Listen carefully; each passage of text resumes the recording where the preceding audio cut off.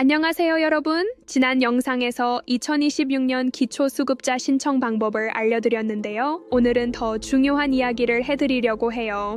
수급자 됐는데 혹시 탈락되면 어떡하죠? 통장에 돈 들어오면 바로 끊기나요? 알바 한 달만 해도 안 되나요? 실제로 작년 한 해 동안 25만 명이 기초수급자에서 탈락했습니다. 역대 최다 숫자예요. 그런데 이분들 중 상당수가 억울하게 탈락한 경우에요. 몰라서 실수로 잘못된 정보 때문에 자격을 잃으신 거죠. 좋아요 한 번만 눌러주세요. 이런 억울한 일이 없도록 정확한 정보를 전달하는 힘이 됩니다. 오늘은 3가지를 알려드릴게요. 첫째, 탈락되는 5가지 주요 사유. 둘째, 각 사유별 정확한 기준. 셋째, 탈락 막는 실전 대처법. 끝까지 보시면 억울하게 수급자 자격 잃는 일 없으실 거예요. 1위, 소득 증가 15% 가장 많은 사유가 바로 소득 증가예요. 실제 사례를 보여드릴게요. 박 어르신 생계급여 70만 원 받고 계셨어요. 손자 결혼식 축의금으로 딱 한 번 50만 원을 주셨대요. 그런데 2개월 후 수급자 탈락 통보를 받으셨어요. 왜 그럴까요? 사적 이전 소득 때문입니다. 자녀에게 받는 용돈, 친척에게 받는 돈, 심지어 친구에게 잠깐 빌린 돈까지 모두 소득으로 계산돼요. 핵심 기준을 알려드릴게요. 월 6회 이상 받는 경우 매달 33만 원 초과하면 탈락 가능. 생계금 여액보다 많으면 무조건 탈락. 월 6회 미만 받는 경우 연간 총액이 기준 중위소득 50% 초과 시 탈락. 1인 가구 기준 약 128만 원. 두 번째로 많은 사유가 재산 증가예요. 이런 경우들이 해당돼요. 상속받은 부동산, 퇴직금이 통장에 입금, 보험 만기 환급금, 주식이나 펀드 수익. 김어르신 시골 임야를 상속받으셨어요. 팔 수도 없는 땅인데 공시지가 3천만 원으로 잡혔대요. 그 바람에 재산 기준 초과로 탈락하셨어요. 재산 환산율을 아셔야 해요. 일반 재산 월 4.17% 환산, 5천만 원 재산은 월 208만 원 소득으로 계산, 금융재산 500만 원까지 전액 공제, 초과분의 월 6.26% 환산.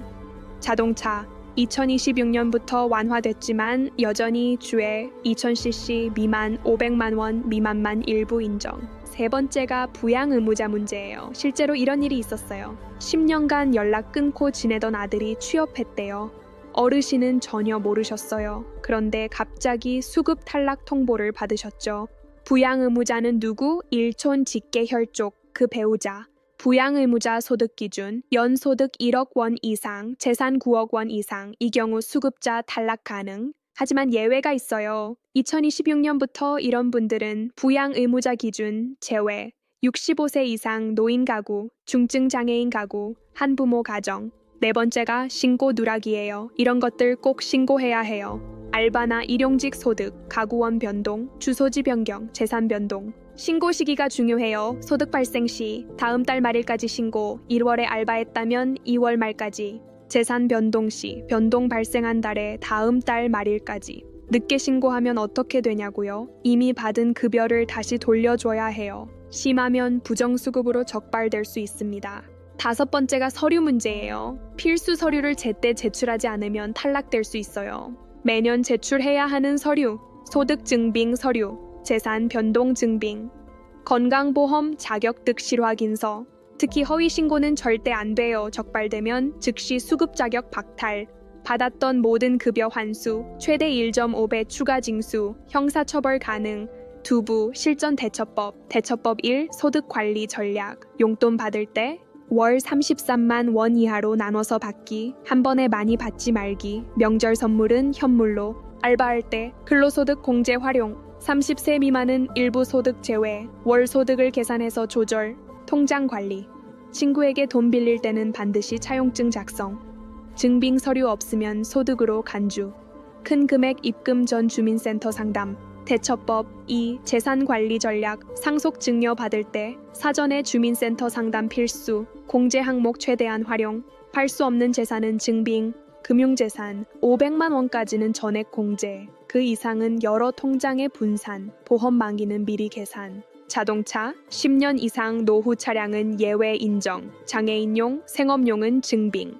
꼭 필요한 경우 배기량 확인. 대처법 3. 부양 의무자 대응. 연락 끊긴 경우 부양 기피 사유서 제출. 6개월 이상 통화 기록 없음 증명. 금융거래 내역 없음 증명. 부양 능력 없는 경우 부양 의무자도 어려운 상황 증빙. 실질적 부양 불가능 소명. 의료비 지출 등 경제적 어려움 입증. 대처법 4.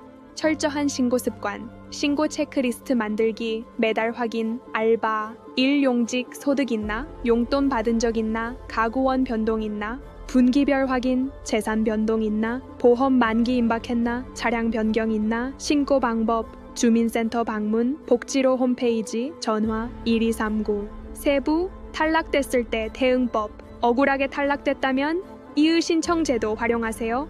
신청 기간, 탈락 통보받은 날부터 90일 이내. 절대 놓치지 마세요. 신청 방법, 주민센터 방문, 이의신청서 작성, 증빙 서류 제출. 이의신청 가능한 경우 소득 계산 오류, 재산 과다평가, 일시적 소득 증가, 가구원 누락, 서류 미비. 실제 성공 사례예요. 이 어르신 임야 상속으로 탈락 통보 받으셨어요. 하지만 팔 수 없는 땅이라는 증빙과 함께 이의 신청하셨고요. 30일 만에 수급자 재선정 받으셨어요. 재심사 절차, 이의 신청 접수, 30일 이내 재조사, 결과 통보. 완전히 탈락됐을 때 재신청 가능합니다. 상황이 다시 나빠지면 언제든 재신청하세요. 재신청 시기, 소득이 다시 줄었을 때, 재산을 처분했을 때, 부양 의무자 상황이 변했을 때, 재신청 서류, 처음 신청할 때와 동일, 변동 사항 증빙 추가, 긴급 상황이라면 긴급복지 지원 신청하세요. 탈락 후 생계가 막막하다면 긴급 생계비 최대 월 72만 원, 긴급 의료비 최대 300만 원, 긴급 주거비 최대 64만 원. 전화 1239. 마무리 꼭 기억하세요. 5대 탈락 사유, 소득 증가, 재산 증가, 부양 의무자 기준, 신고 누락, 서류 미비, 세대 예방 원칙. 모든 소득 재산 변동은 즉시 신고. 불분명하면 주민센터에 먼저 상담. 증빙 서류는 항상 챙기기. 억울하게 탈락됐다면 90일 이내 이의 신청. 증빙 자료 꼼꼼히 준비. 포기하지 말고 재신청. 당장 해야 할 3가지. 첫째, 내 상황 체크. 이번 달 소득 변동 있나? 재산 변동 예정 있나? 신고 안 한 거 있나? 둘째, 신고 습관 들이기. 달력에 신고일 표시. 체크리스트 만들기. 의심되면 129번 전화. 셋째, 이 영상을 공유. 같은 상황의 지인들께, 어려운 이웃들께, 혼자 사는 부모님께. 마지막 당부. 기초수급자 자격은 여러분의 생명줄입니다. 매달 70만 원의 생계급여, 연간 100만 원 이상의 의료비 절감, 주거비, 전기료, 통신비 할인. 이 모든 게 한순간에 사라질 수 있어요. 하지만 오늘 영상 보신 분들은 다릅니다. 정확히 알고 철저히 관리하고 억울한 일 없으실 거예요. 기억하세요. 모르면 손해, 알면 지킨다. 신고는 빠를수록, 상담은 자주 할수록 좋다. 억울하면 포기하지 말고 이의 신청한다. 여러분의 권리를 끝까지 지키세요. 구독, 좋아요, 알림 설정으로 더 많은 분들을 도와주세요. 다음 영상에서는 기초수급자 부정수급 오해와 진실을 알려드리겠습니다. 여러분의 안정적인 생활을 응원합니다. 감사합니다.